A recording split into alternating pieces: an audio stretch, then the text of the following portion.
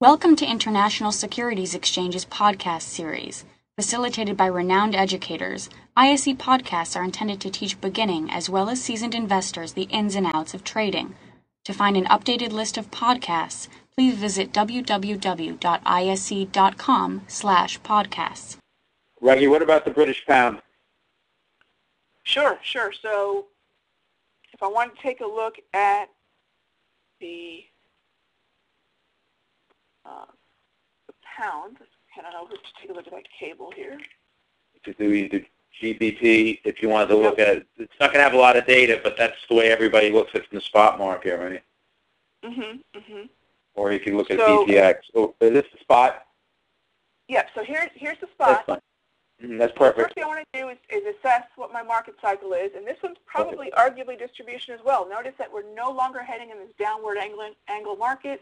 It's not at least steep enough, 12 to 2, to say it's an uptrend. I'd say this is probably looking at distribution, so a lot of sideways volatility. So as Steve just said, we could either look at the BPX, which remember is the U.S. dollar British pound, so it's going to be inverse. But notice the market cycle is the same here.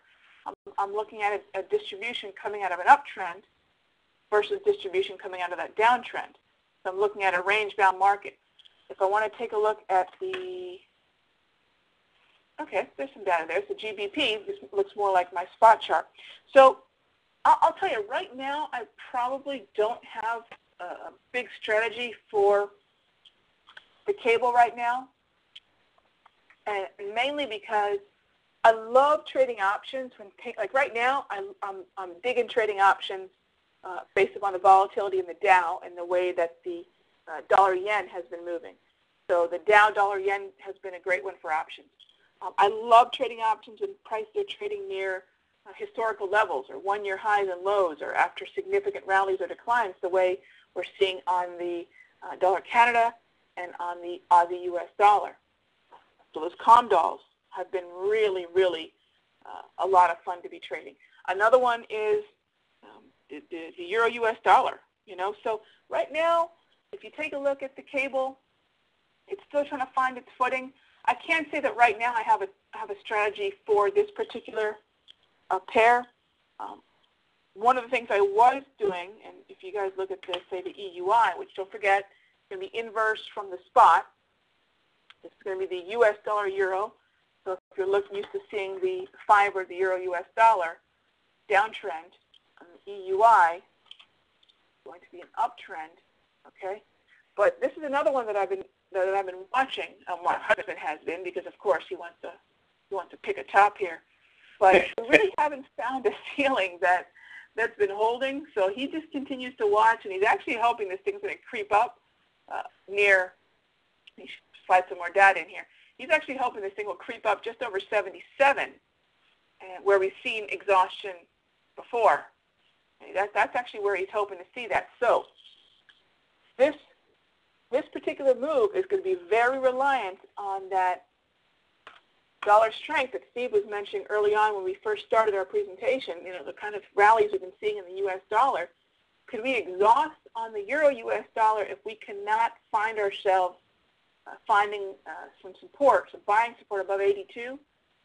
Yeah, at any given moment, this U.S. dollar could say, okay, we've rallied enough. The equities market is strong. How much more flight to quality are we going to see? I think, by the way, we're going to continue to see this weird action where the Dow is able to rally, the dollar is able to rally, which has not been the case. These usually have been inversely correlated markets. But we're going to see it as long as that problem's occurring as long as there's problems in Europe. So I think that's Raghee, what you're thinking is that international investors are going to want to invest in the U.S. markets. That would actually force the S&P and all the other markets up, and also force the dollar up, right? I mean, that's really what you're talking about. That's what I'm thinking, because up until that meltdown abroad, until that meltdown, the first started with Greece, and then as soon as that started, we really started seeing the correlation of the dollar and the Dow able to rally together. That's a great point. Yeah. So. And that's a change, right? It started in maybe, November or December, that the dollar and the markets were the U.S. markets are sort of moving lockstep? Well, here is an overlay, and I can go ahead and do what I'll do is I'll put the Dow, this is the YM contract, here's the Dow in black and white, and the dollar in my graph. Notice back here, even in late 2009, even in late 2008 and early 2009, see how it's inverse, everybody? And then all of a sudden, even in August, September of last year, it's still a little bit inverse, but all of a sudden, we started seeing more and more the dollar put in that bottom in December, and we've been able to rally continuously in the Dow since last March. So they haven't been trading together that long, but the Dow's been recovering for a year now, better than a year. You can see that in the black candles. Look at this move higher. The Dow's been recovering, and probably about the last half to third of the recovery, the dollar's been following right along, and I just feel that a lot of that has to do with, like you said, Steve, the European issue. So until that begins to find some sort of resolution, I think we're going to continue to do this.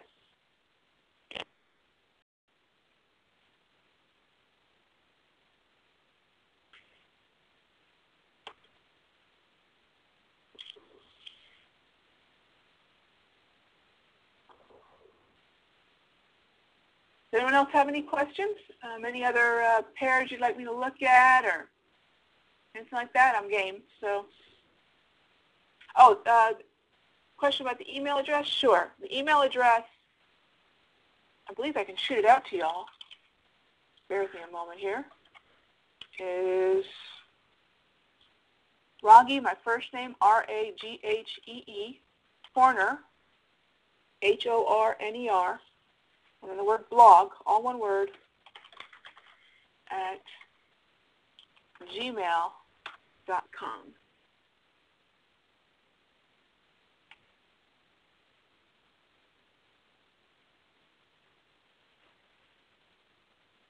And my blog, where I'm going to post that image I mentioned, is that basically my first name, last name, RagheeHorner.com.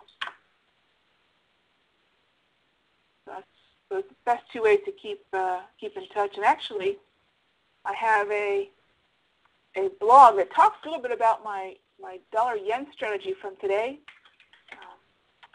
over at the Daily Trading Edge. And you can check that out at ibfx.com. And just click on, you'll see those right on the home page. It says Daily Trading Edge. You can check that out there.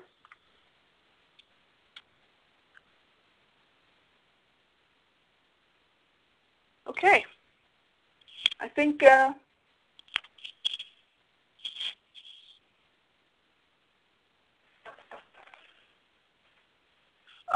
far as the question about the pound yen, I don't really trade the pound yen long term, so it probably doesn't apply to our topic here today.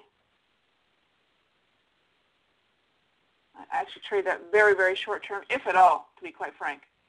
Thank you for listening to our podcast. To find more podcasts on options, stocks, alternative markets, and market data, please visit www.ise.com/podcasts.